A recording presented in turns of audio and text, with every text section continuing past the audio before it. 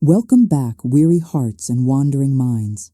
I'm Lou, and now begins your moment of calm and wonder. Step closer, and let's dive together into this magical experience. Tonight, you won't fall asleep alone. You're about to spend Christmas in the Shire, right inside Samwise Gamgee's warm little home. You'll feel the cold winter fading the moment you step through his round yellow door. There's laughter in the air, something sweet baking in the oven, and the kind of peace that only lives in places where love is simple and true. Here, nothing grand needs to happen. Just a family, a cozy fire, a few funny accidents that only hobbits could turn into celebrations, and you finding a quiet corner where your heart can rest. If you stay, Sam will save you a seat at the table. Rosie will smile like she's known you forever. And for one gentle night, the world will feel small, soft, and safe again. Welcome to a Christmas story that warms your hands and melts right into your dreams. You walk along a narrow Shire path, and the night feels like a soft blanket wrapped around your shoulders. The sky above you is deep and velvety, sprinkled with quiet stars that seem to be watching, not from far away, but from just beyond the tops of the hills. You can hear the faint murmur of Hobbiton behind you, clinking mugs, a door closing, someone laughing at a joke you will never know. Each step you take makes a gentle sound on the damp earth, a rhythm that matches your breathing. You feel the cool air brushing your cheeks, crisp and clean, carrying the distant smell of wood smoke and baking bread. You notice how different the world feels here. Time doesn't rush. It stretches and softens like warm dough in Rosie's hands. The worries you brought with you from your own world don't quite disappear, but they grow smaller, like houses at the bottom of a hill. You sense that you are walking towards something simple and yet strangely sacred. A home where nothing important is perfect and nothing perfect is important. Just warmth, light, and people who mean well, even when they trip over their own feet. As you crest the small rise, you see it. Number 3, Bagshot Row. Samwise Gamgee's round yellow door glows like a lantern planted right into the hill. A little wreath hangs crookedly on it, some twigs sticking out in the wrong direction, a bit of ribbon trailing down like a lazy comet. One of the windows is misted from the inside, and golden light spills out around the edges of the curtains, like the house itself is smiling. You pause for a moment before the door. You listen. There is a kettle whistling somewhere inside, and the faint, musical clatter of dishes being set on a table that is probably too small for everything Sam insisted on serving tonight. You hear a tiny thump, followed by a child's giggle, and Rosie's half-laughing, half-scolding voice. The sound reaches you like an invitation. Come in. There is room for you here, too.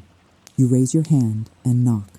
The wood feels warm under your knuckles, as if the fire inside has seeped into the very grain of the door. For a heartbeat, there is only silence and the sound of your own breathing, white mist curling in the winter air. Then you hear hurried footsteps and the latch clicks.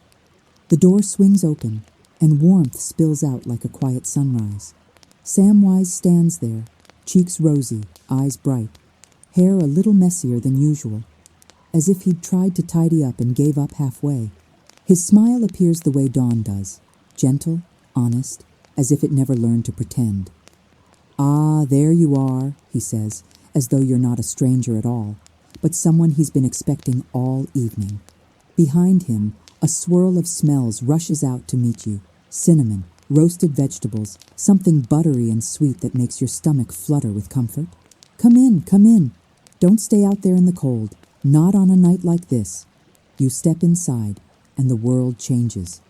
The chill drops away at once, melting off your shoulders and slipping out past your heels as the door closes behind you. The air in Sam's home is thick with warmth, like a hug you can breathe. You hear the gentle crackle of the fire in the hearth and see flames dancing across logs, casting soft shadows along the curved walls. The light is golden, the kind that makes everything and everyone look kinder than they remembered being.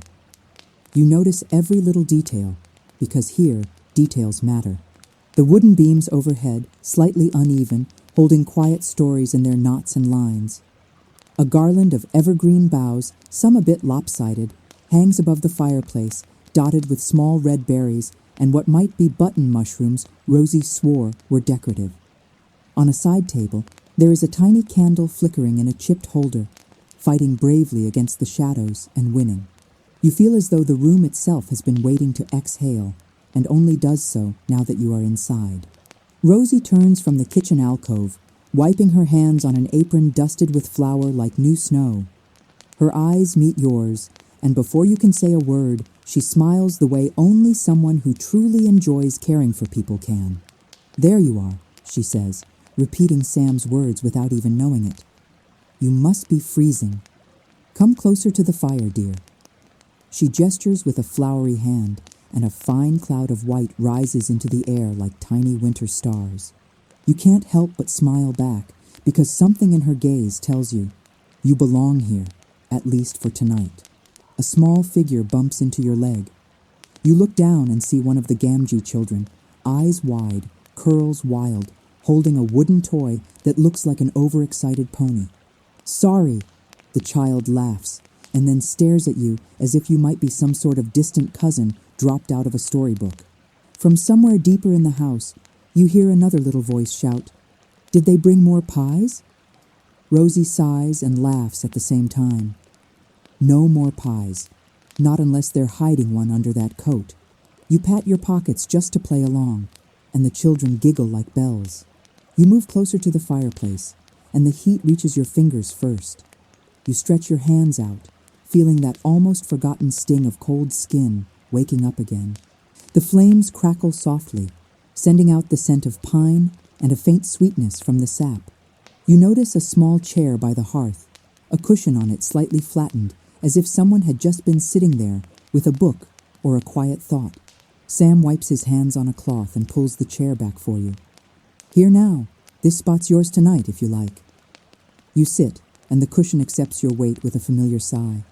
The firelight paints gentle patterns on the floor, moving shadows that look almost like stories searching for a voice. You are close enough to see the tiny sparks rise and vanish, little bursts of light that flare and fade like thoughts passing through a resting mind. You feel your shoulders drop, the tension that has been living there like a lodger finally packing its bags. Your chest rises and falls in a slower rhythm, one that belongs more to the Shire than to your ordinary days. Sam busies himself with the table, humming under his breath. You watch as he straightens a fork, moves a candle an inch to the left, rearranges a plate of bread he'd already arranged twice. He is nervous in the gentlest way, as if he wants this night to be good, not because it needs to impress anyone, but because he knows how rare it is to sit in true peace. Rosie nudges him with her elbow as she passes. "It's fine, Sam. They're here to rest, not to inspect your napkins." He laughs softly, scratching the back of his neck. Well, no harm in both, I suppose." You notice how the room carries a quiet kind of magic, not the thunder and lightning kind you might expect from wizards and old tales, but a softer sort. The magic of worn wood polished by years of use, of tiny handprints smudged on a lower part of the wall, of the way Rosie hums a tune without thinking while she stirs something in a pot, and the way Sam's eyes linger on his family like he still can't quite believe they are real. The smells deepen as the minutes drift by.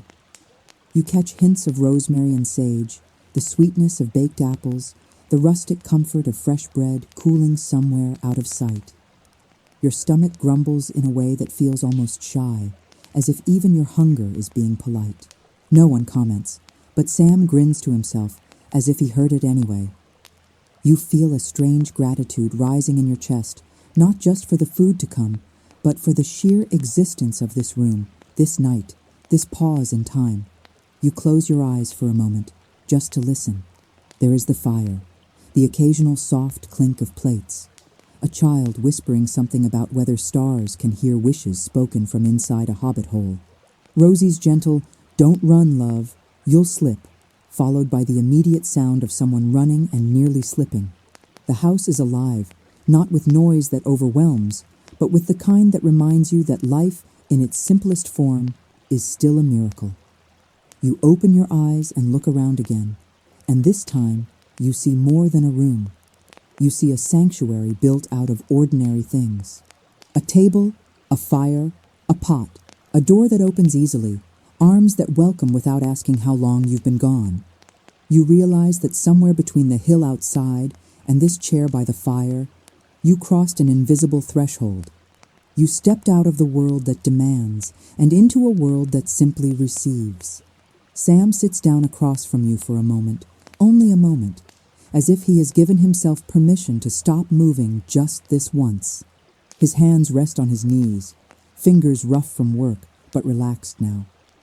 He looks at you with an expression that is strangely steady, as if he knows about tired minds and heavy hearts, because he has carried his own share of both. A night like this, he says quietly, almost as if he's talking to the fire, isn't about big things.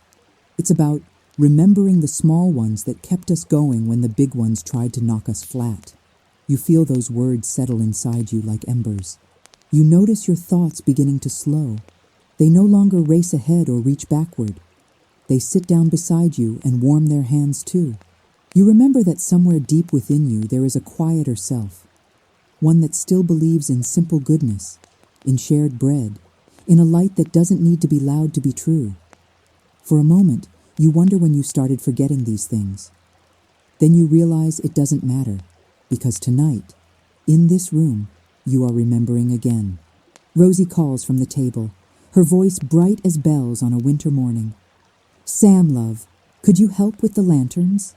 And you," she adds, turning to you with a playful glint, "would you do us the honor of lighting one? Guests who've come far always light a little extra hope for the rest of us." Sam chuckles. "Rosie's fond of making meaning out of everything," he says, but you can tell he believes it too. He holds out a small lantern to you, the metal cool in your hand, the candle inside waiting for a spark. You rise from your chair, feeling the soft rug under your feet, the warmth of the fire at your back, the expectant hush of the room. Sam brings a taper to the hearth, catches a small flame, and then offers it to you. The tiny fire trembles at the end of the wick, as if deciding whether to trust you. You bring it to the waiting candle in the lantern, and with the gentlest kiss of light, it flares to life. The glow spills through the little glass panels, painting the nearby wall in warm, golden shapes. In that small act, something inside you brightens too. You feel as if you've lit more than wax and wick. You've lit a corner of your own heart that had been sitting in shadow for a while. You don't make a wish out loud, but a quiet thought drifts up anyway. May I remember this feeling. May I remember that home can be found, even when I did not build it myself. Sam nods approvingly, as if he somehow heard the wish you didn't speak. "Looks just right," he says. Lanterns always shine different when someone brings a bit of their own heart to them. Rosie smiles, eyes soft. "Now it feels like Christmas for real," she says. You feel the room shift almost imperceptibly, as if it has settled into the exact shape it was meant to have tonight, with you in it. You return to your place by the fire, the lantern now glowing nearby like a small, faithful star. The table is nearly ready. The children are being gently wrangled, and the smells from the kitchen have reached their full, irresistible power. Outside, winter presses its face against the window panes, but in here, light and warmth and laughter are winning without even trying. You sense that this is only the beginning of the night's gentle magic. Somewhere behind all of this, beyond the food and the jokes and the flickers of candlelight, a quieter transformation is already unfolding, inside you. And as you sit there, watching Sam and Rosie move around their little home like two humble keepers of a great invisible flame, you realize that this Christmas in the Shire is not just a story you're hearing. It is a place you are slowly entering, breath by breath, heartbeat by heartbeat. You feel the promise of more moments like this, waiting just beyond the next candle, the next chuckle, the next soft clink of dishes. The night with Samwise Gamgee's family has only just begun. You sit by the fire as the lantern you lit glows steadily beside you, its warm shimmer moving softly across the round walls like a heartbeat made of light. Outside, winter deepens, brushing cold fingers along the earth. But in here, the warmth is alive, gentle, steady, quietly watching over everything. You feel it settle around your shoulders, wrapping you in something that isn't quite a blanket and isn't quite a feeling, but something in between. A hush that says you're safe now. Sam passes behind your chair, humming a tune that doesn't seem to have a beginning or an end, just a wandering, hopeful melody. You notice he hums like someone tending a garden, patiently, lovingly, one note at a time. From the kitchen alcove, Rosie taps a wooden spoon against the side of a pot. The soft, rhythmic sound echoes like a tiny drumbeat, measuring time in gentle pulses. You lift your eyes and see her leaning over the stove, steam rising around her like mist on a Shire morning. There's flour on her cheek, a smudge she hasn't noticed yet, and you think that no queen in any grand palace has ever looked more radiant. She stirs, tastes, hums, and stirs again, crafting comfort the way some craft poetry. Every so often she glances toward Sam with a little smile, one of those quiet, private smiles only people who share a life recognize in each other. The children, meanwhile, have formed their own secret constellation of chaos. Two of them sit under the table, plotting something mischievous in whispers that rise and fall like little gusts of wind. Another is trying to balance an apple on their head, wobbling with theatrical seriousness. A fourth one toddles across the room, carrying a small wrapped bundle, then drops it, picks it up, drops it again, and finally hands it triumphantly to Sam, who pretends it is the greatest treasure in Middle-earth. The room glimmers with life, as if the lantern you lit awakened an invisible choir of tiny joys. You notice how the atmosphere shifts, not loudly, not suddenly, but like snow landing on a branch. You feel your breath slowing, becoming deeper, softer, as though the air itself has become kinder. Somewhere in your chest, a knot you didn't know you were carrying loosens. You feel lighter, almost as if this small hobbit home has brushed dust off your spirit. You begin to realize something. Peace is not always found in silence. Sometimes it's found in rooms full of laughter, steam, and crooked garlands. Sam returns to the hearth and kneels to adjust the logs, moving with the same careful strength he uses for everything that matters. You hear the gentle crack as fresh wood settles. He studies the flames, his face flickering with gold and shadow, and for a brief moment he looks older, not in years, but in experience, like a man who has carried mountains and come home to rebuild himself from warmth and soil. Funny thing, isn't it? He murmurs, without looking away from the fire. How the smallest lights keep us going. A lantern, a kitchen candle, a star you weren't expecting to see, even someone knocking on your door at the right time. You feel the words settle into the space between you, delicate but firm, like seeds gently pressed into earth. Sam doesn't explain them. He doesn't need to. The meaning is there, glowing quietly, waiting for you to recognize it when you're ready. You realize that he speaks like someone who understands the world not through grand ideas, but through the rhythm of simple truths lived deeply. In the flickering firelight, he looks not like the gardener of the Shire, but like a guardian of small miracles. A sudden clatter breaks the moment. You turn to see one of the children, clearly the bravest, dragging a chair toward the side shelf with a determined expression. "Don't you dare climb that," Rosie says automatically, turning just in time. The child freezes mid-step, then offers the most innocent smile ever performed in Hobbiton. Rosie lifts an eyebrow. Sam tries not to laugh.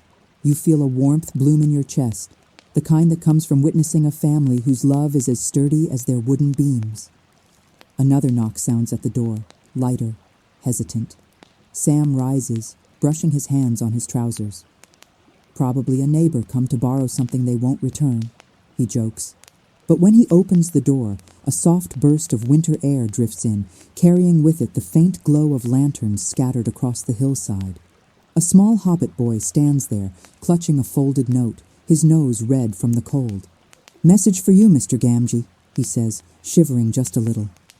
Sam thanks him, slips a warm biscuit into his hand, and sends him back into the night with a fatherly pat on the head. Sam closes the door gently, the note still unopened in his hand. You notice how his expression softens. Curiosity, concern, something tender weaving through the shadows of his eyes. He reads the note silently, and for a moment the room seems to hold its breath with him. Then he smiles, folds the paper carefully, and tucks it into his pocket. "Just someone needing help with their chimney before the feast tomorrow," he says with a shrug. Rosie shakes her head affectionately. "If people don't stop needing you, Samwise, you'll miss your own Christmas supper." But Sam only grins, that humble, earnest grin that has carried him through dangers far greater than clogged chimneys. You watch him for a moment, struck by how naturally he moves between duties, joys, and small acts of kindness. He is the kind of person who doesn't just keep a home warm, he keeps hearts warm. And as you sit there, you begin to sense why this night feels different. This isn't just a visit. It's a reminder, soft, slow, powerful, that goodness still exists in the corners of the world where people refuse to let it fade. Rosie begins setting the dishes on the table, humming a gentle tune. Sam moves beside her without needing to ask what she needs. He knows the rhythm by heart. You feel yourself leaning into the ambient music of their life together. The fire's low crackle, the clinking of plates, the laughter of children, the soft thump-thump of Sam's steady steps. These sounds form a kind of melody, one you didn't know your mind had been missing. A child runs past you again, this time wearing the wreath that was hanging on the door. Rosie gasps. Sam sighs. You laugh. The wreath, now tilted like a heroic crown, sheds a single berry on the floor. The child stands tall and declares, "I'm King of Christmas." Rosie shakes her head. "At least it's not the mixing bowl this time." Sam adds, "Aye, that one took a whole afternoon to get unstuck." You cover your mouth to hide your smile, but the child has already seen your amusement and beams proudly. Mission accomplished. You lean back in your chair, letting everything fold around you. The warmth, the scents, the small fireworks of laughter. You realize that the Shire has a way of making even chaos feel gentle, of turning minor mishaps into shared stories, of weaving humor, love, and meaning into the ordinary, until the ordinary becomes extraordinary. Sam returns to your side. He doesn't speak for a moment. He just stands there with that quiet, grounded presence of his, as if he knows the world rushes everywhere else but here. Finally, he says softly, "You'll see. Nights like this teach us things. About light, about home, about what truly matters when the noise fades and the lanterns burn slow." He looks at the lantern you lit. The flame inside flickers, steady and brave, as if answering him, as if agreeing. You follow his gaze, and for the first time tonight, you feel something stir inside you. A small awakening, a quiet recognition, as though the lantern and your heart are reflecting each other. You're not sure what it means yet, but you know it means something. Sam nods once, satisfied. "Come then," he says gently. "Christmas is just beginning." And as you rise from the chair, as the fire glows warmly behind you, as laughter dances through the room like soft stars, you sense that this night will change you. Not loudly, not suddenly, but in the way snow changes the shape of a hill. Silently, beautifully, one soft moment at a time. You barely have time to wonder what Sam meant by "Christmas is just beginning" before the house decides to show you. It starts with a smell. Something sweet, deep, and caramelizing in a way that makes your stomach sit up and pay attention. Rosie suddenly gasps from the kitchen alcove. "Oh no. No, no, no." Sam freezes halfway to the table, eyes widening. "The pudding," he whispers, as if the fate of the Shire depended on it. You watch as Rosie swings the oven door open. A cloud of steam bursts out, fogging her up like an enchanted vision. When it clears, you see it. A beautiful, slightly lopsided Shire pudding that has risen so enthusiastically it's tilted to one side, pressing boldly against the pan. "It's leaning," Rosie says, torn between distress and laughter. "It's a crooked pudding." Sam moves beside her, peering in like he's inspecting a suspicious plant in the garden. "Well," he says slowly, It's festive. One of the children slides in beside you, eyes wide. Is it supposed to look like it's trying to escape? Rosie throws her hands up. It's Christmas. If something isn't trying to escape the dish, we're not doing it right. You can't help it. You laugh, and the sound melts easily into the cozy noise of the room. Sam carefully lifts the pudding out, one hand underneath, one hand steadying the top, as if comforting it. Easy now, he murmurs, as though talking to a nervous pony. You've only got to sit on the table and look respectable. The pudding wobbles dangerously. For a moment, everyone holds their breath. Then it survives the journey, landing in the center of the table with a soft thunk that makes the plates rattle just a little. Rosie sighs with relief. Well, it's not perfect, but it's ours. As if the house heard that and took it as a challenge, the next mishap arrives. A child darts past, feet pounding on the floor, socks sliding just a bit too much. Don't run, Sam and Rosie say at the same time.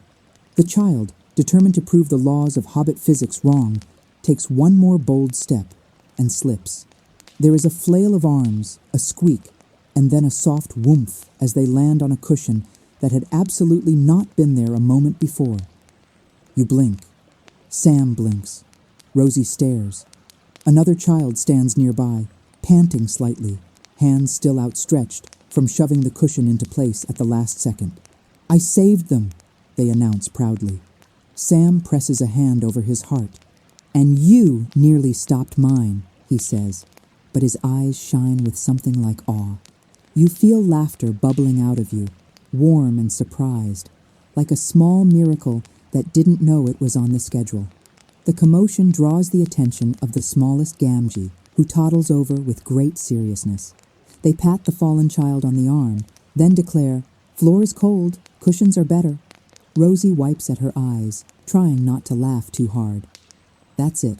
I'm putting that on a sampler and hanging it over the mantel. Sam grins. Rosie's wisdom of the ages.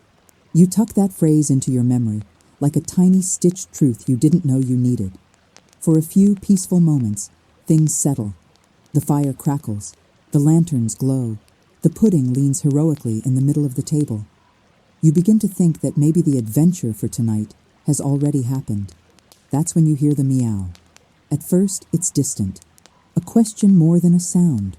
Then, a louder, more confident meow that clearly says, I have arrived, and I have plans. One of the children gasps. He's back! Before you can ask who, a ginger blur streaks in from the barely cracked back door. The cat moves like liquid mischief, tail high, eyes gleaming with the joy of chaos. He slides just under a chair, hops over a small pair of feet, darts around your legs with the precision of a seasoned general, and lands squarely on the chair beside the table. His eyes immediately fix on the main prize. A plate of cooling rolls, generously buttered and absolutely unguarded. Oh, no, you don't, Rosie says, pointing a stern spoon at him. Not this year. The cat blinks slowly, then stretches a paw toward the closest roll with exaggerated innocence. Sam lunges forward, but the cat is faster. He taps the roll, it rolls off the plate, bounces once on the table, twice on a chair, and lands perfectly in the small hands of a startled child. There is a collective gasp, then roaring laughter. The child looks at the roll, at Rosie, at the cat, and then solemnly breaks the bread in half. One for me, they say. One for the thief. Rosie looks as if she's trying very hard to be stern. It lasts for exactly 3 seconds. Then she laughs, shaking her head. Fine, but the thief eats outside. Sam scoops the cat up, who tolerates it with the dignity of someone who has already won. He carries the purring troublemaker toward the back door, pausing to scratch behind its ears. You're lucky we're soft-hearted in this house, he murmurs. You follow him with your eyes, watching as he opens the door just enough to let the cat slip out into the chilly night.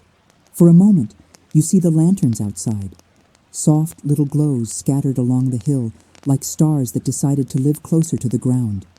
The cold air brushes your face again, just for a second, reminding you of the world beyond this warm bubble. Then the door closes, and the Shire shrinks back to this one golden room. Sam turns back to the table, rubbing his hands together as if brushing the cold off. "Right then," he says. "Now that we've survived the pudding, the running, and the cat, I'd say we're doing well. You feel the truth of that in your bones. Surviving the small things together, that is its own kind of victory. One the world rarely sings about, but that keeps it turning all the same." Rosie lifts her gaze and looks around the room. Her eyes land on each child, on Sam, on you. For a heartbeat, her expression softens into something reverent, like a silent prayer for everything and everyone under this roof. Then she claps her hands gently. "All right, lanterns lit, pudding, standing, children, mostly upright, guest warmed, tables nearly full." She smiles. "I'd say the night has properly begun." You take in the scene, the slightly crooked wreath now rehung by eager little hands, the pudding leaning as if listening to the conversation, the faint paw prints on the floor where the cat made his brief appearance, the extra lantern you lit, still burning steady, its glow curling around the edges of the room. None of it is perfect. All of it is beautiful. You feel a quiet understanding slip into place inside you. It's not the absence of mishaps that makes a night special. It's the way everyone moves through them together, laughing, adjusting, catching each other with cushions at the last second. You begin to sense that this is part of the Shire's secret magic, not to avoid life's little stumbles, but to turn them into stories that warm you on cold nights. Sam catches your eye from across the room. There's a glimmer there, as if he knows what you're thinking. Or perhaps as if he's thought it himself many times while mending fences and lighting lanterns. He gives you a small, knowing nod, the kind you give someone who has just seen a little deeper into the heart of things. You sit back down by the fire, letting the last echoes of laughter linger in the air. Your body is relaxed, your mind gently alert, like a candle flame that has found the right size. You feel present in a way you haven't felt in a long time, here, in this room, in this moment, with these people. Your heart, once restless, now curls up beside the warmth like a contented cat. And as the scents grow richer, and the lanterns glow softer, and the Gamgee family settles into the rhythm of the evening, you realize that this small, funny, chaotic Christmas in the Shire is quietly teaching you something precious. That sometimes the holiest nights are the ones where nothing goes exactly right. And yet everything important still does. The adventure of the evening isn't over yet. There is still supper to be shared, stories to be told, and a quiet conversation waiting for you by the fading fire. But for now, you breathe in deeply, let the warmth soak through your bones, and allow yourself to be exactly where you are. In Samwise Gamgee's home, in the heart of the Shire, wrapped in light, laughter, and the gentle, stumbling magic of ordinary miracles. You can feel it before anyone says a word, a soft shift in the air, a subtle gathering of energy, like the room itself is taking a gentle breath. The laughter settles into warm embers. The fire leans forward, crackling as if to say, "It's time." Even the leaning pudding seems to sit up a little straighter, proud of surviving the chaos of earlier. Rosie smooths her apron, cheeks glowing with both heat and happiness. Sam places one last dish on the table, stepping back with a sigh that sounds tired in the best possible way. The sigh of someone who has built something with love and knows it will be enough. "Well now," he murmurs, rubbing his hands together, "I suppose that means it's ready." The table is a patchwork of comfort. Warm breads, golden vegetables, roasted mushrooms dusted with herbs, apples glazed in honey, tiny pies with flaky tops that rise like miniature clouds. Every dish carries a story. Every scent carries a memory. Everything feels familiar, even if you've never seen it before. Sam gestures toward a chair, your chair, right beside the lantern you lit. "Sit with us," he says, and the simplicity of the invitation feels like a blessing. The children scramble into their seats, two of them arguing playfully over who gets the biggest role. Rosie steps around them, patting each head with patient affection, redirecting wandering hands. The entire scene feels so alive, so gently chaotic, that your heart expands to make room for it. You take your place at the table. The chair is worn smooth by years of small celebrations. Birthdays, first steps, quiet dinners, long winters. It creaks softly as if greeting you. When you rest your hands on the table, the wood is warm, humming with the heat of dishes newly placed. Sam sits down across from you, folding his hands like he's preparing for a quiet moment he doesn't want to rush. Before anyone touches the food, Rosie lifts her head. There's no formal speech, no ceremony. Just a soft pause. A moment where everyone, even the smallest Gamgee, instinctively stills. She looks around the table the way someone looks at a sunrise, as though it is happening for her and yet belongs to the whole world. Thank you, she says simply. To all who sit at this table tonight, her eyes land on you, especially our guest who traveled far and reminded us that there is always room for one more light. Sam nods, his gaze warm and steady. And one more story, he adds softly. The children cheer, because cheering is easier than being poetic. And with that, the feast begins. Hands reach for bowls, plates slide across the wood. Laughter rises and falls like birds swooping over a field. You find yourself swept into the rhythm of it, a dance made of small gestures, passing salt, sharing bread, catching falling crumbs before they escape. The food tastes like comfort. Simple, earthy, real. Carrots roasted until they melt on your tongue. Bread with a crust that cracks softly when you tear it open. Butter that tastes faintly of spring meadows. You savor each bite, and with every mouthful you feel something loosen inside. Something tight, something tired, something you had forgotten was there. Sam watches the table with quiet pride. He doesn't speak much while he eats. Hobbits rarely do. But every now and then he glances your way with a smile that says, I'm glad you're here. The children chatter around him, tugging at his sleeve, asking questions with the urgency of tiny philosophers. Daddy, why does pudding lean? Daddy, can lanterns dream? Daddy, is snow just winter dust? Sam answers each question with the same thoughtful seriousness one might offer a council of elders. Well, sometimes pudding rises where it wants to. Lanterns don't need dreams. They hold ours instead. And as for snow, well, perhaps it is winter dust, but the good kind. You try not to laugh into your cup. Rosie gives Sam a look of affectionate disbelief. He shrugs. Can't go telling children the world's boring. You feel that line settle in your heart like warm tea. After a while, the room grows even cozier. Plates half empty, crumbs scattered, children growing sleepier at the edges. But the warmth isn't fading. If anything, it's deepening, thickening, like a soft cloak draped over everyone at once. You sink into it, letting the sounds wash over you. Then something happens. It starts with a tiny sound. Clink. Everyone freezes. You look to your right and see one of the children holding a spoon far too tightly, eyes huge with mischief. Before you can speak, the spoon flips, sending a tiny dollop of mashed potatoes flying through the air. It lands squarely on Sam's sleeve. There is silence, a perfect, delicate silence. Sam looks down at the potato, looks at the child, looks at you. Then, with the seriousness of a general declaring war, he picks up his own spoon. No, Rosie says immediately. Samwise Gamgee, no. But it's too late. The spoon twirls, the potato lifts. You watch it arc through the air, slow motion, glowing in the lantern light, and land gently on Rosie's apron. She gasps. Sam freezes. The children explode into laughter. Even the pudding seems to jiggle approvingly. Rosie narrows her eyes at her husband. Sam clears his throat. Then he smiles. A small, guilty, adorable smile. Well, he says, it is Christmas. The room erupts. Laughter spills like warm cider. You feel it soak into you, a joy so genuine it almost stings your eyes.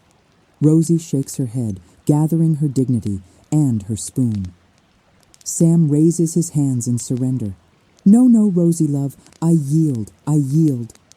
she flings a tiny, gentle flick of mashed potatoes onto his hand anyway. He looks at the speck, then at her, and laughs like he hasn't laughed in years. You sit there watching the exchange, warming not just from the fire or the food, but from something deeper, older, a truth that echoes through the small room. Love, at its heart, is made of moments like this. Messy, silly, tender, real. When the laughter settles, Rosie wipes her hands, Sam straightens his shirt, and the children resume eating as if nothing unusual has happened. The room softens again, like a candle relighting after a gust of wind.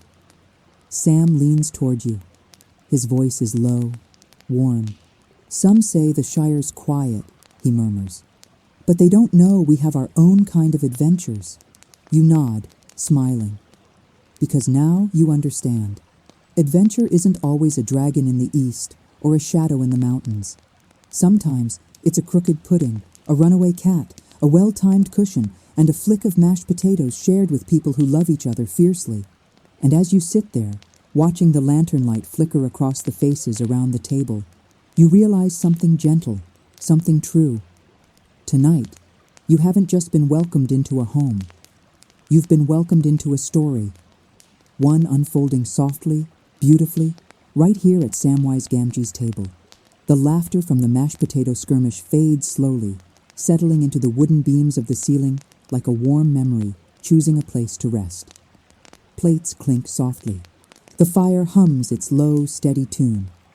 Rosie wipes one last smear off her apron and shakes her head, smiling in that way people smile when they love more than they want to admit. Sam gathers empty dishes with the swift grace of someone used to a full table. But every few seconds he glances toward the window, just a flick of his eyes, barely noticeable unless you're watching him, and tonight you are. Outside, winter presses gently against the round glass. The lanterns in distant hobbit holes glow like warm stars scattered across the hillside. Snow hasn't fallen yet, but the sky carries that quiet tension, the pause before a whisper. Sam sets a plate down, then clears his throat. "Think I'll check the garden for a moment," he says casually, though his tone carries something softer beneath. Rosie looks up from wiping a child's face. "Cold night for wandering, Sam, love." "Aye," he answers, "but a good night for breathing." He glances toward you, not asking, not insisting, only offering. "You're welcome to step out with me, if you like a bit of fresh air before the little ones start begging for stories." There is something in his voice. A quiet invitation layered with meaning, like a door inside a door. You nod, rising gently, and the warmth of the house releases your shoulders inch by inch. As you move toward the back door, you catch Rosie watching with a knowing smile, the kind that says, he doesn't offer that to everyone. The door opens with a soft creak. Cold air wraps around your ankles first, then climbs your frame in a whisper. You step out. The world feels different here, cleaner, sharper, alive in a way that hides from daylight. The sky is dark velvet brushed with faint silver. The grass glimmers with frost, each blade holding a tiny universe of reflected light from the lanterns hanging along the path. Somewhere far off, a nightbird calls once, quiet, respectful of the hour. Sam closes the door gently behind you, sealing the warmth inside. For a moment, neither of you speak. The stillness is so complete that you can hear your own breath joining the soft rhythm of winter. Finally, Sam draws in a long breath, tilting his head toward the sky. "Funny thing," he murmurs, "but Christmas always makes me think of light." You glance at him. In the cool glow of the lantern, he looks older than he did at the table, not worn, but deepened, like someone whose roots run far below the soil. "I reckon folk think light is something big," he continues, running a thumb along the railing, brushing frost. "Like a sunrise, or fireworks, or a star coming down from the heavens." He shakes his head gently. "But I've learned it's mostly the small ones that matter, the ones that don't blind you, the ones you can carry." His words drift into the cold air like gentle smoke. They circle you, warming the places the winter chill had touched. You walk a few steps together, boots crunching the shallow frost. Sam's gaze drifts across the garden. Though most of it sleeps beneath winter earth, you can still sense how alive it must be in his mind. Every patch of soil holds a memory for him. Every stone, a story. He stops beside a frozen row of lavender, touching the brittle stems with the gentleness of someone greeting old friends. Even now, he says quietly, there's life under there, waiting. He glances at you. You can't see it, but it's there. That's what keeps me going. What kept me going, even when things got... He breaks off, but the unfinished word hangs between you like a fragile ornament. Dark, heavy, hopeless. But he doesn't say it. He doesn't need to. Instead, the corner of his mouth lifts. And Christmas, well, it reminds me that light comes back around. It always does. One lantern at a time. You feel something shift inside you. Not loudly, but unmistakably. A small knot loosens. A breath deepens. A truth settles. Sam notices. He doesn't comment, but he nods once, like a gardener recognizing a new sprout. A gust of wind dances through the garden, shaking frost from the leaves, sending a soft shimmer across the path. You wrap your arms around yourself, not from discomfort, but from the sudden tenderness of the moment. Sam clears his throat lightly. Rosie'll have my hide if I let you freeze out here. He jokes, but even his humor carries warmth. He looks back toward the house, where lantern light spills around the edges of the curtains like golden breath. Come on, supper's only half the evening. You follow him toward the door, but just before stepping inside, you turn back one more time. The Shire is quiet, but not empty.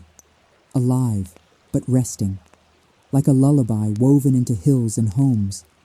You feel as though you've stepped into a page of a story you once loved as a child. A story that somehow remembers you. Sam holds the door open, steam and warmth billowing out to greet you. When you step inside again, the sudden heat hugs you from all sides. Your cheeks prickle as they thaw. Your fingers tingle with returning warmth. Rosie glances up from the children, who are now sprawled around the table in various states of drowsy satisfaction. Well, she says, did the garden behave? Or did Sam try to fix the frost again? Sam waves a hand. Nothing needs fixing tonight. It's Christmas, Rosie lass. The youngest child lifts their head slowly, eyes half closed. Daddy, is the garden asleep? Sam ruffles their curls. Aye, but it dreams well on nights like this. You feel yourself sink into the warmth, the room embracing you once more. Lanterns glow softly. The pudding leans faithfully. The fire cracks and sighs. Everything feels warmer than it did before you stepped outside. Because now you carry some of that cold, quiet light inside you too. As you sit back near the hearth, Sam lowers himself into the chair beside you. He doesn't speak. He doesn't need to. He simply sits in the glow, hands relaxed, eyes softened by reflection and gratitude.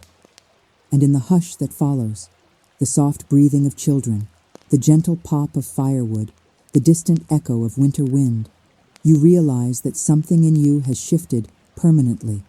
This Christmas in the Shire isn't just a visit, it's a reminder, a healing, a return to something you thought you had lost. Inside the warm Hobbit home, you close your eyes for a moment and let the quiet magic of the night settle deeper into your heart. You're barely seated again when the room begins to shift, not physically, but in feeling. The children straighten, sensing something important drawing near.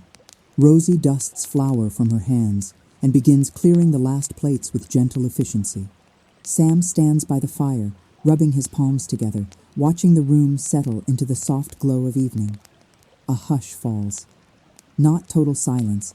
Nothing in a Hobbit home is ever completely silent, but a comfortable calm, like a favorite blanket being laid gently across everyone's shoulders. One of the children crawls into Rosie's lap. Another curls up on a cushion beside the hearth. A third pulls a small wooden stool closer, dragging it across the floor with the determination of someone much larger. And finally, the smallest toddles toward you with their arms up. You blink. They blink. Then, with stunning confidence, they climb onto your lap and flop against your chest like a sleepy kitten. Sam chuckles softly.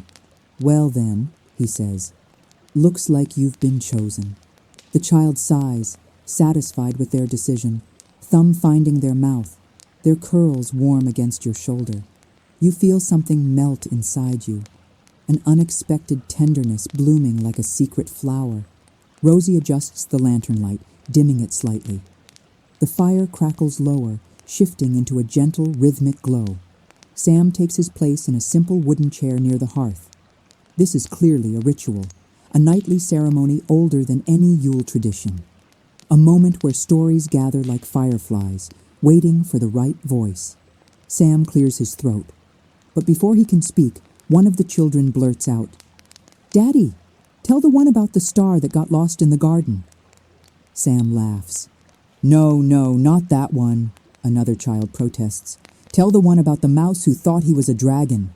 Rosie shakes her head. "Not tonight. Tonight needs something quieter." Then she looks at Sam with that soft, secret smile, the one that says she already knows what he'll choose. Sam nods once, slowly. Aye, tonight feels like a night for the tale of the small light. The children murmur with approval, curling closer, settling into their nests of blankets and cushions. Even the fire seems to lean forward, listening. Sam meets your eyes for a moment, and something in his gaze tells you this story is for you, just as much as it is for them, maybe even more. He begins. His voice is quiet at first, the low hum of a man who knows how to make words feel like warm stones in your hands. In the old days, he says, before the Shire grew into the hills as we know it, there was a winter so dark that folk thought the sun had gone to sleep and forgotten to wake. The children shiver in delighted fear. You feel their tiny breaths warm against your shirt.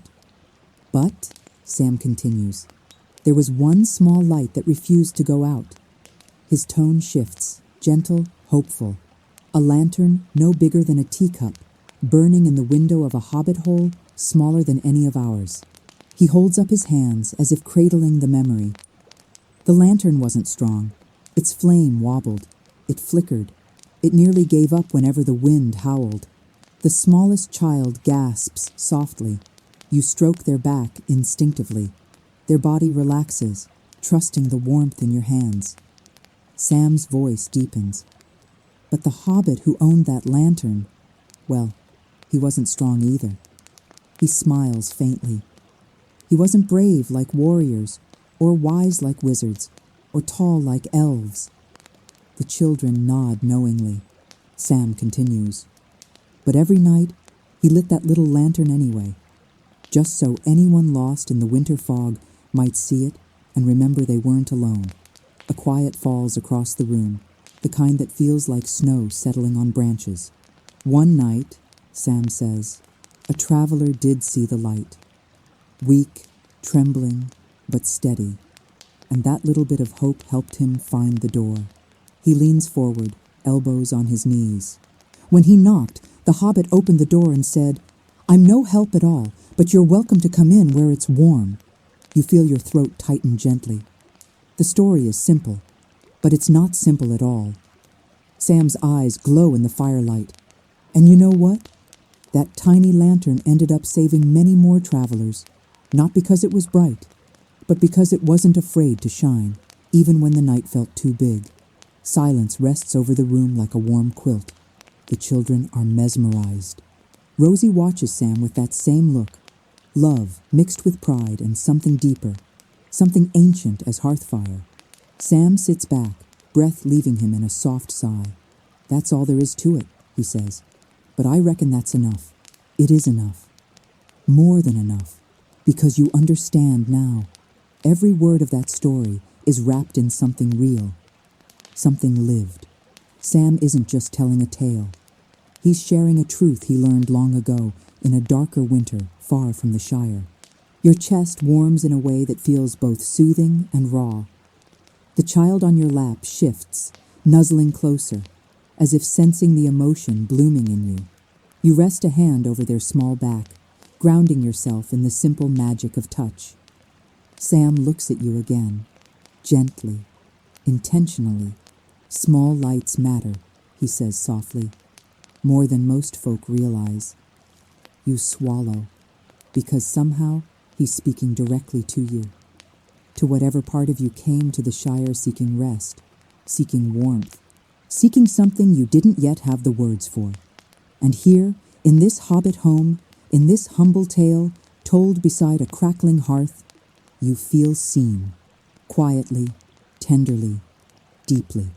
The lantern you lit earlier flickers in agreement, sending a soft shimmer across the room. You watch its glow settle into the wood, into the blankets, into the small hearts curled around the fire, and into you. Slowly, the children begin to unwind, slipping into that dreamy hush that lives between wakefulness and sleep. Rosie gathers the youngest into her arms, humming a lullaby soft as snowfall. Sam pats another child's head, smoothing curls with a tenderness that squeezes your own heart. The night deepens. The story lingers. And you realize this truth with quiet certainty. Tonight, you are the traveler who saw a small light glowing through winter fog. And this home, this warmth, this family, is the door that opened for you. The room grows quieter in layers.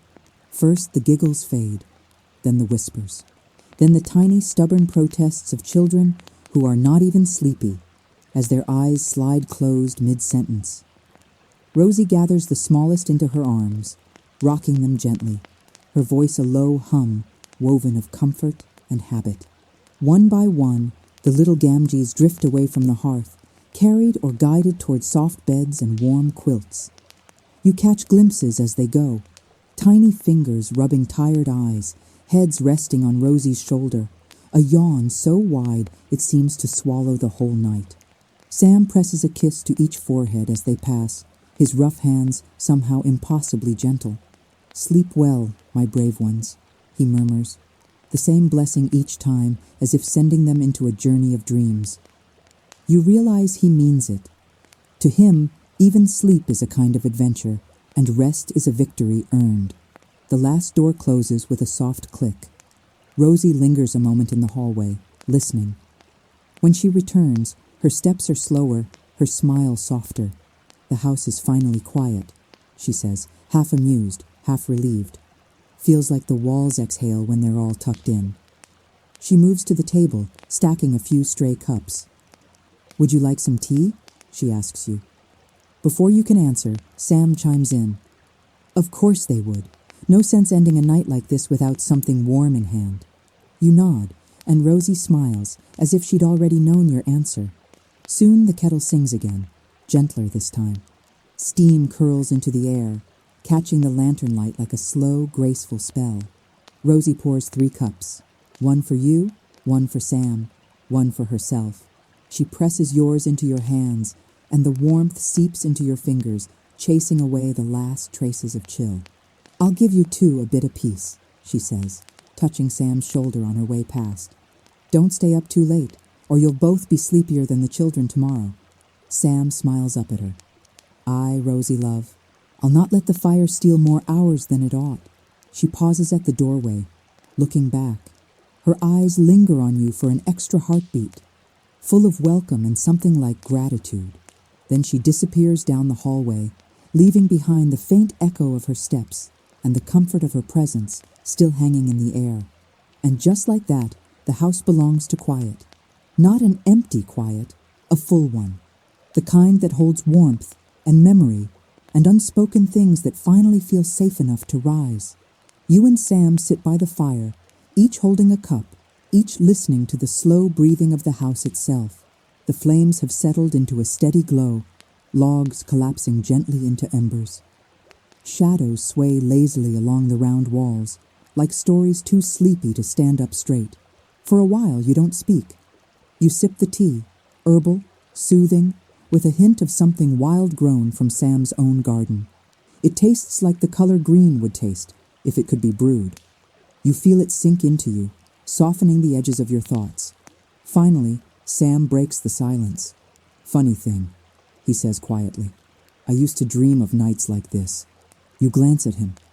He stares into the flames, not in the way of someone trying to escape the present, but as someone appreciating it all the more. because he remembers when it seemed impossible. I used to imagine, he continues, what it would be like to have a home full of laughter, to come back from wherever I was and hear little feet and Rosie's voice and the sound of a kettle I knew was meant for me.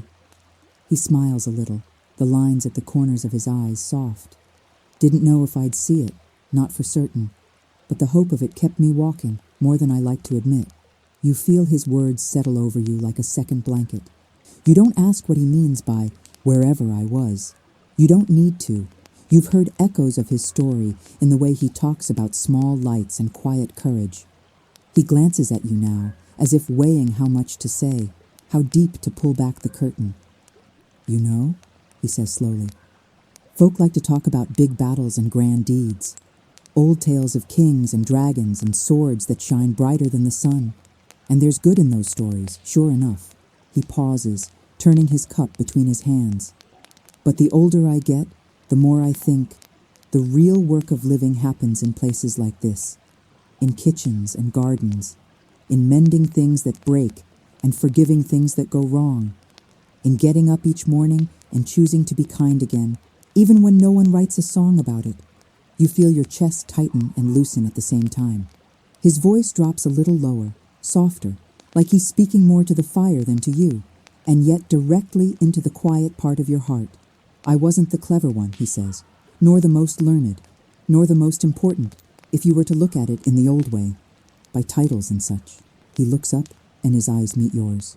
But I was there. I stayed. I carried what I could, and I held on to those I loved as best I knew how. And in the end, I think that's all anyone can truly do. You take a breath, slow and deep, letting his words sink in, because you know what it feels like to think you're not enough of something, not bold enough, not wise enough, not great enough to matter in a world that shouts about greatness. But here, in this small hobbit home, you begin to understand. The world doesn't turn on greatness. It turns on faithfulness, on quiet love, repeated in 1,000 small acts. Sam looks at the lantern you lit earlier. Its flame has grown steadier, calmer, as if it has finally settled into itself. You know, he says softly, when the world feels too dark, I don't try to fight all the shadows at once anymore. I just ask myself, where can I put one more light? He shrugs a little, almost shy. Sometimes it's mending a gate for a neighbor. Sometimes it's a story for the little ones. Sometimes it's just sitting with someone who looks tired and letting him rest a bit. He looks at you again, and there is no pity in his gaze, only understanding. Tonight, he says, I reckon this, he gestures gently between you, the fire, the room, is one of those lights. The tea in your hands is warm.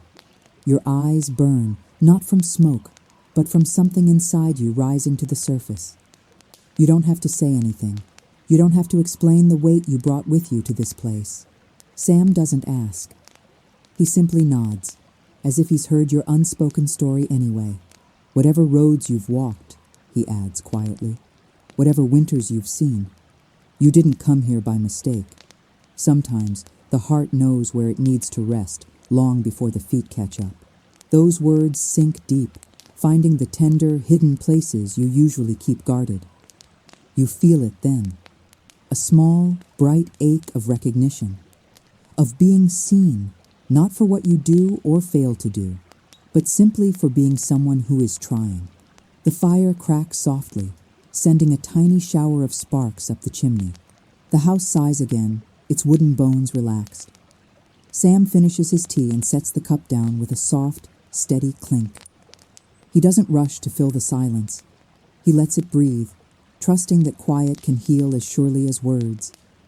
You stare into the embers, and slowly, you notice something. The glow in the fire looks just like the glow in the lantern, and the glow in the lantern looks just like the warmth in your chest now. 3 small lights, all answering one another. For the first time in a long while, you feel not just calmer, but gently, genuinely hopeful. Not in a loud, triumphant way, but in the way a seed might feel hopeful under soil, covered, unseen, and yet ready to grow. Sam rises slowly from his chair. stretching a bit, his joints protesting with a tiny creak. "Well," he says with a small smile, "I suppose we'd better let the night do the rest of the work. There's a special kind of mending that only sleep can do." He looks at you, not as a host to a guest, but almost as a friend to a fellow traveler. "Rest easy," he says. "You're among friends here. Let this place hold you for a while." You nod, your voice caught somewhere between gratitude and the softness of the moment. As Sam moves about the room, banking the fire, checking a latch, straightening a chair, you feel the Shire itself pressing a gentle hand over your heart. And as your eyes grow heavier and your breathing slows, and the last thing you see is the lantern still shining steadily by your side, you understand, with quiet certainty, tonight you are not just visiting a story, you are part of it. And that story is already changing you. The house settles into its deepest quiet the moment Sam closes the last latch. Not silence. Hobbit homes never offer true silence, but a warm quiet shaped by soft breaths, cooling embers, and dreams beginning to unfurl behind bedroom doors. You remain by the hearth for a moment longer, watching the fire dim to a low, steady glow. It feels like the world is exhaling, as if night itself has taken a seat beside you to rest its tired bones. Sam turns, catching your eye. "There," he says, brushing soot from his hands. "Everything's asleep except us and the coals." He steps toward your chair, not hurried, not slow, just moving with the calm rhythm of someone who trusts the night. "Come on," he adds gently. "Let's not keep the Shire waiting." You rise, feeling your legs soften beneath you.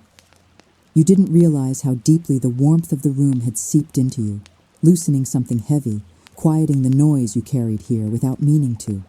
Sam leads you toward the hallway, the lantern light moving with you like a small, faithful star.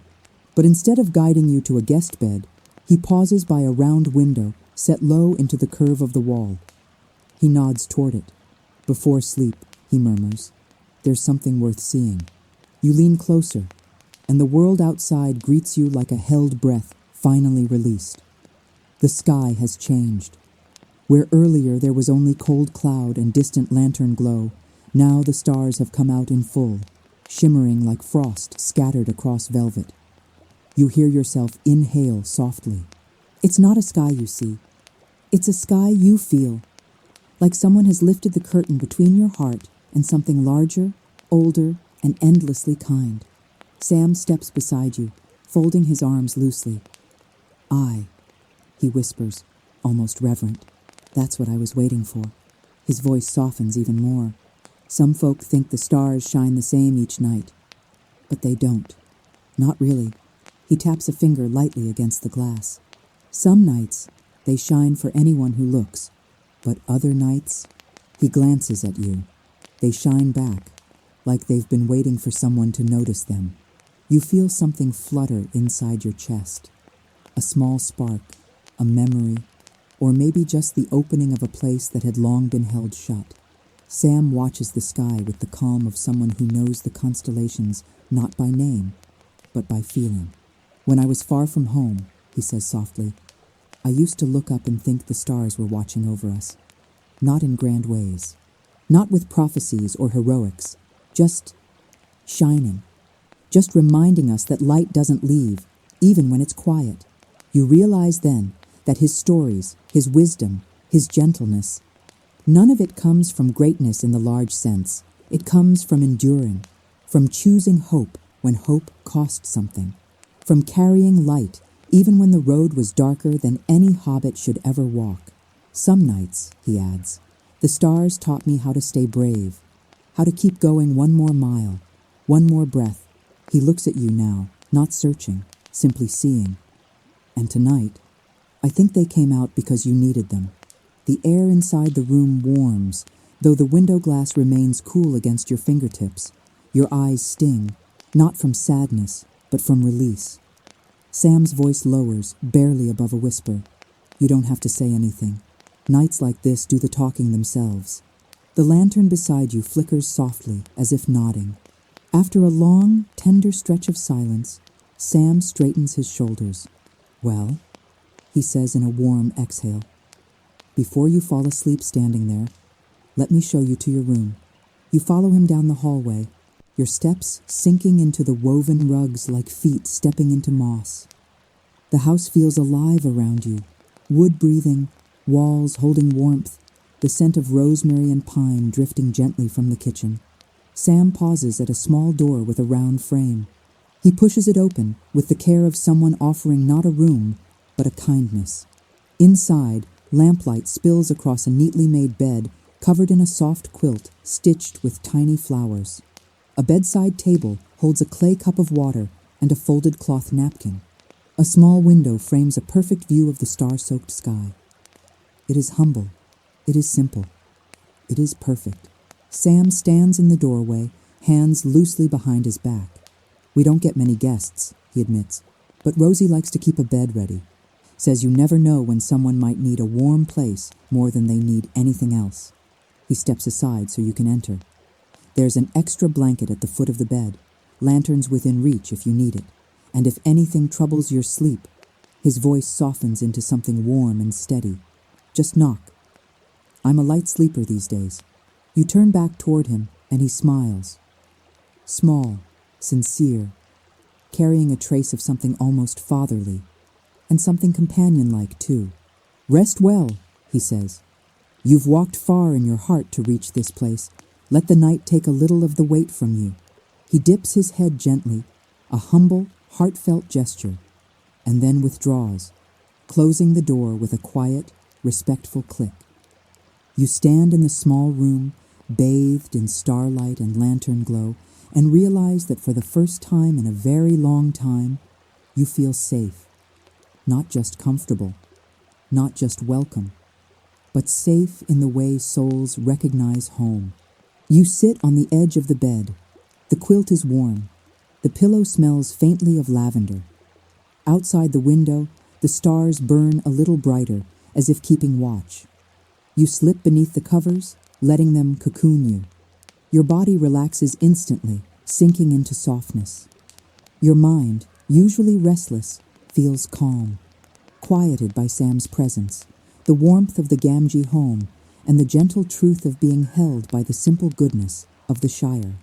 Your last waking thought is the image of Sam sitting by the fire, hands wrapped around a teacup, saying, "Small lights matter." You close your eyes, and the Shire holds you gently as dreams begin to weave themselves around you like soft, golden thread. Sleep doesn't take you all at once. It comes gently, like a blanket being pulled up to your chin by hands that mean only comfort. Your breath slows, your thoughts loosen, drifting like lanterns floating down a quiet river. The world softens into warmth and shadow. The quilt rises and falls with your breathing. The small room around you glows faintly in silver starlight. Somewhere down the hallway, a floorboard sighs as the house settles deeper into sleep, but you don't fall into darkness. Not here, not in the Shire. You fall into light. At first, it's only a soft haze, golden, warm, familiar. It curls around you like mist rising from morning grass. Then the shapes begin to form. A path, a gentle hill, the soft green curve of the Shire under moonlight. You're dreaming, yet everything feels real enough to touch. The grass beneath your feet glows faintly, as if kissed by tiny stars. Crickets hum a sleepy tune. The wind brushes past your shoulders with the tenderness of old friends who remember your name even when you forget it. And then you see him. Not Sam. Something older. A light. Small at first, flickering near the crest of a hill. You step closer. The glow grows stronger, pulsing softly in time with your heartbeat. It's not a lantern. It's not a star. It's something between the two. A warmth wrapped in shape, a memory made luminous. When you reach the hill, the light pauses, hovering in the air like a question waiting to be answered. You lift a hand toward it, and the moment your fingers graze its glow, the world brightens. Not painfully, but beautifully, as if someone lit the sky from the inside out. A voice, soft, familiar, and made of gentle courage, whispers, See? Even the smallest light knows how to find you. Your breath catches, because the voice sounds like Sam's, but younger and older and deeper. As if every version of him, the gardener, the friend, the father, the ring-bearer for a moment of destiny, is speaking at once. The light flickers, drifting around you like a curious firefly. You feel something inside your chest respond. A warm echo, a quiet opening. The voice continues. You've carried more nights than most folks see in a lifetime. But even so, your heart remembered the way here. The dream shifts again. The hill rolls downward into a meadow soaked in moonlight. Fireflies drift in slow spirals, each one glowing like a tiny lantern with a purpose. A narrow path stretches ahead, lined with sleeping flowers, their petals closed, their colors muted, waiting for morning to call them awake. You walk, and the dream walks with you. As you move, the world seems to breathe in rhythm with your steps. You aren't afraid. You aren't lost. You aren't searching. Instead, you are being led. Another whisper curls through the air, closer this time, brushing your ear like the gentlest of breezes. Rest comes when you stop trying to outrun yourself. The words settle deep. How long have you been running? From what? Toward what? The dream doesn't judge. It simply reflects, like still water. You reach a small wooden bridge, one you've never seen, yet somehow recognize. A stream flows beneath it, silver and silent. Moonlight dances on the surface, forming shifting patterns that look almost like runes. You lean over the railing. For a heartbeat, your own reflection appears, softened by moonlight, quieted by peace. Then the water ripples, and another reflection joins yours. Sam, but not the Sam by the fire, nor the Sam telling quiet stories, though he is both of those. This Sam stands beside you in the dream with a lantern in his hand and the same gentle steadiness in his eyes. He doesn't speak at first. He just stands there, shoulder to shoulder with you, as if sharing a silence he already knows you needed. Finally, he lifts the lantern. Its glow spreads across the bridge, the water, the meadow, revealing colors the night had hidden. There, he murmurs, lights meant to be shared. Your throat tightens again. In the dream, in your real body, in all the parts of you that remember being tired for too long. Sam looks at you with quiet understanding. You've walked a long way, he says gently. Longer than most folk notice. But you made it here.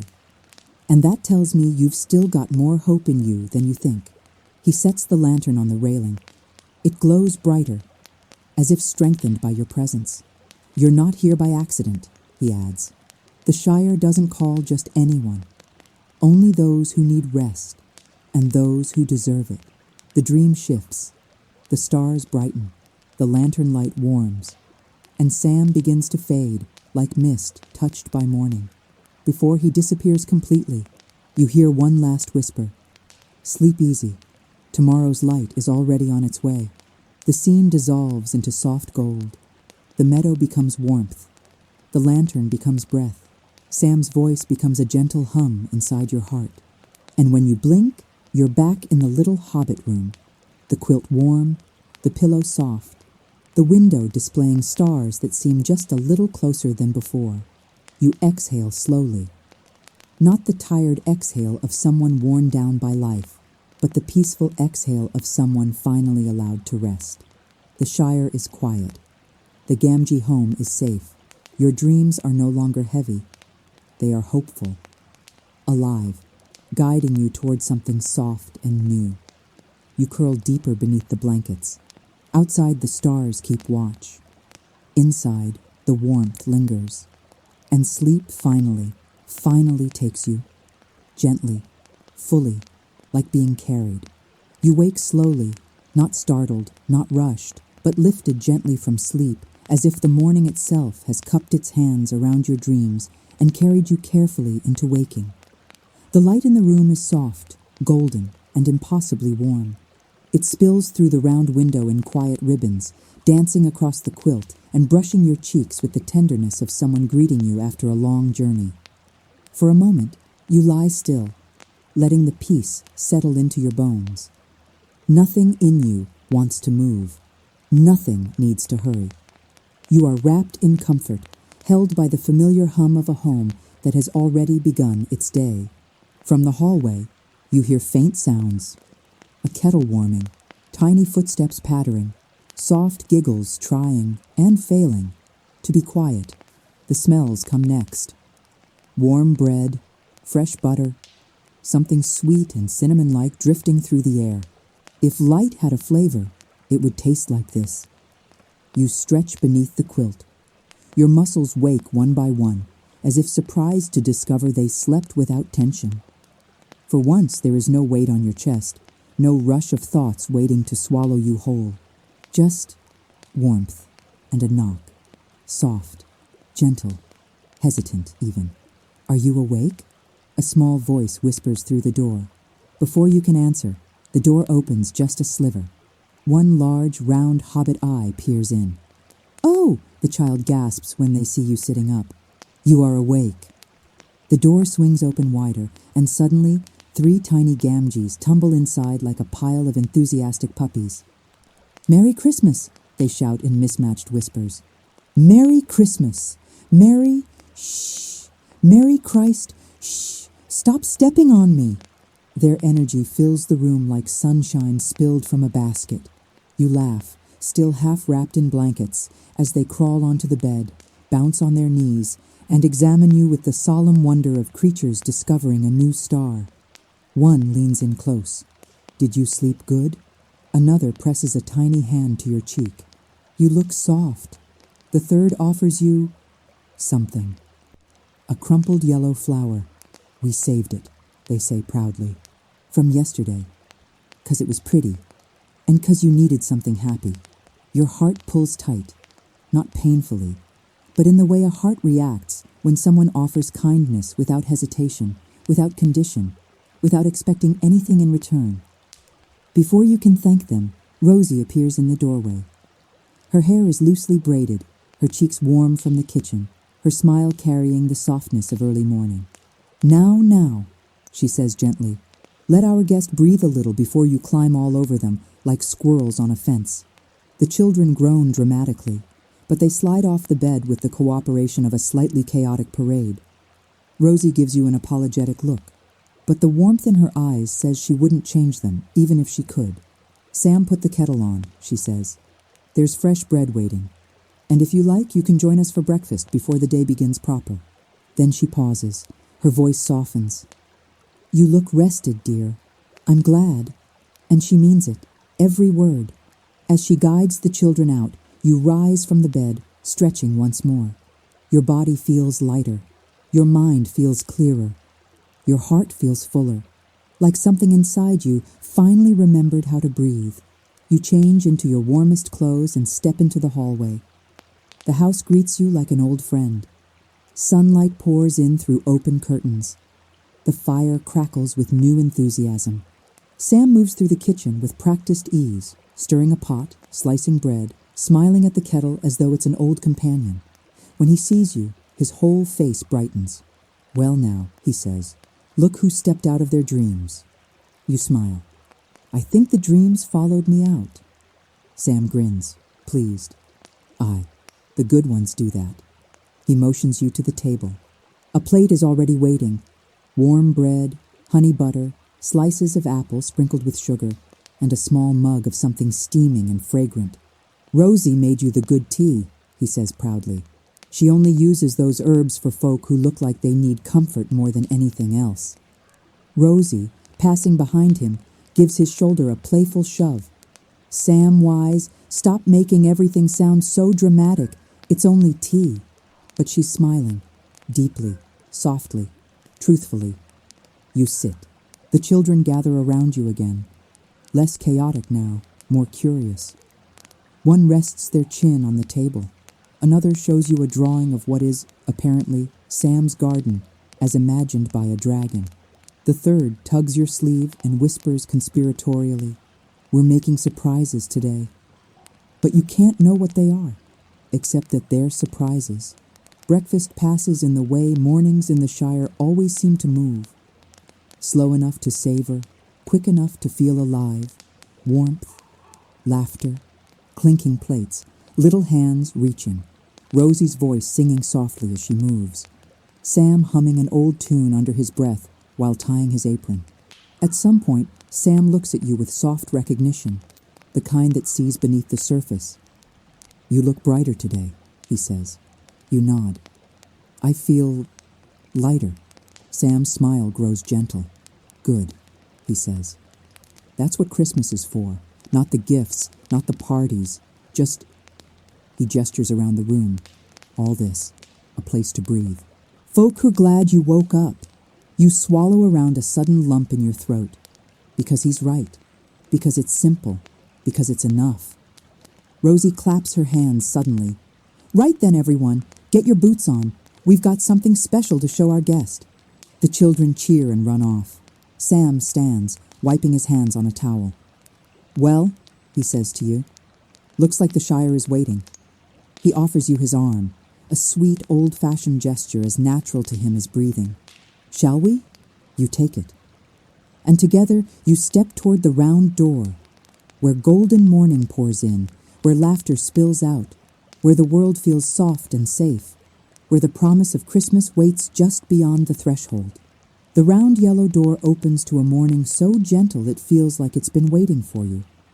Cool air brushes your face. Not sharp, not biting, just crisp enough to wake your cheeks and remind you that the world outside is real, alive, and quietly beautiful. The Shire stretches out before you, soft hills folded under a pale winter sky. Frost clings to the grass like tiny diamonds, sparkling wherever the sunlight touches. Smoke rises from distant chimneys, twisting lazily into the air, carrying the faint scent of wood and breakfast and ordinary happiness. The children tumble out first, boots too big, scarves slightly crooked, voices bright as bells. "Come on!" one of them shouts. "We have to show you the best part."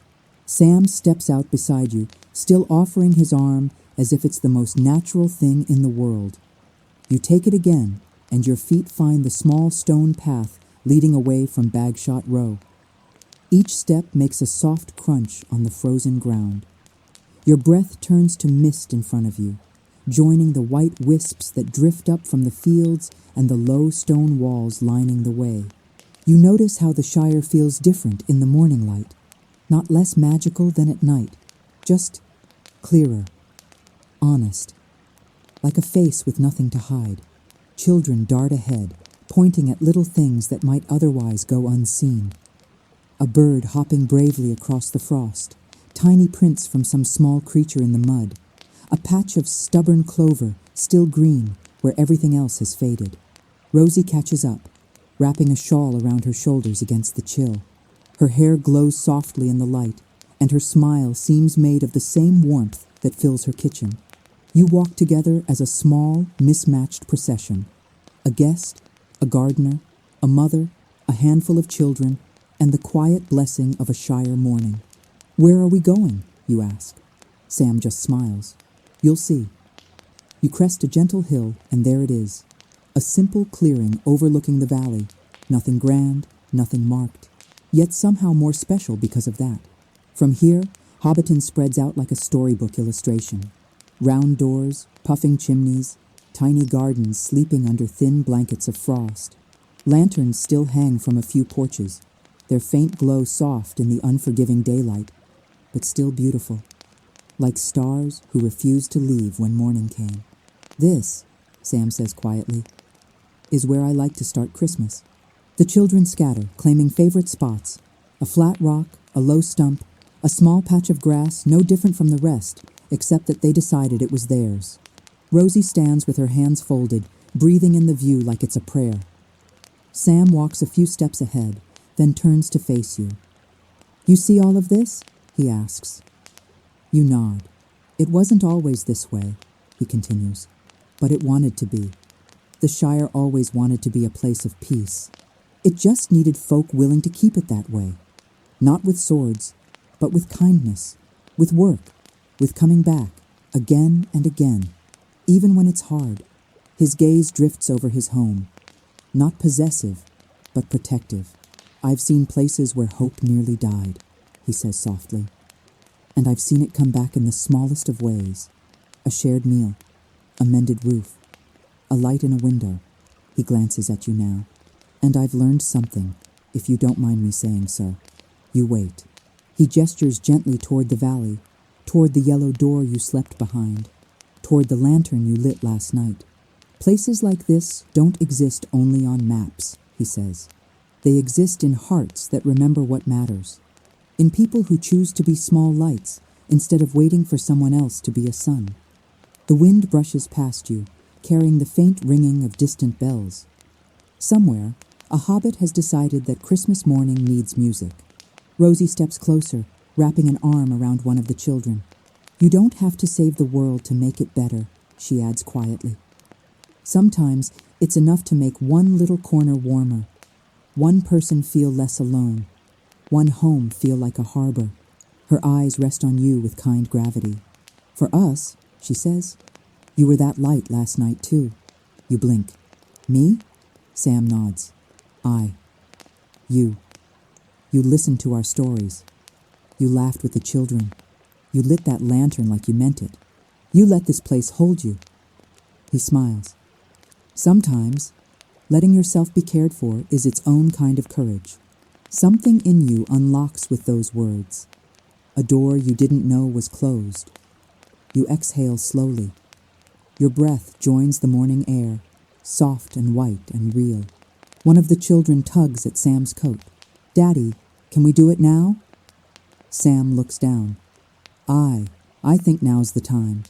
The child runs over to you, hands hidden behind their back, eyes bright with secret joy. Close your eyes, they say. You do. Little hands take your wrist and place something small and cool in your palm. Okay, now you can look. You open your eyes. In your hand rests a tiny lantern, handmade from simple materials, a ring of bent wire, thin bits of colored glass, a tiny candle nestled safely inside. It isn't perfect. One side is slightly crooked. A corner of the glass is smudged with a fingerprint that will probably never come off. It is beautiful. We made it, the child announces proudly. All of us. So you can take a bit of our light with you, in case you get lost, or sad, or just far away. Rosie smiles softly. It's for you to keep, she says, and to light whenever your heart needs reminding that there's a place in the world where you're always welcome. Sam looks at the lantern like it's something sacred. Wherever you go, he says gently, remember this. You've sat at our table. You've shared our fire. You've heard our stories. That means you'll always have a path back to the Shire, even if it's only in your thoughts when you close your eyes at the end of a long day. Your throat tightens. The cold air stings your eyes a little. Or perhaps it's not the air at all. You curl your fingers around the tiny lantern, feeling its weight, its intention, its quiet promise. Thank you, you manage to whisper. Sam's smile widens, lines of warmth deepening at the corners of his eyes. No, he says softly. Thank you for coming all this way, for trusting us with your weariness. Rosie nods, her voice a gentle echo. You'll leave with more than you brought, she says. That's what a good Christmas does. The morning stretches on in small, golden moments. Children chasing each other through the frost, their laughter trailing behind them like music. Rosie linking her arm through Sam's as they walk back toward the house, whispering something that makes him chuckle softly.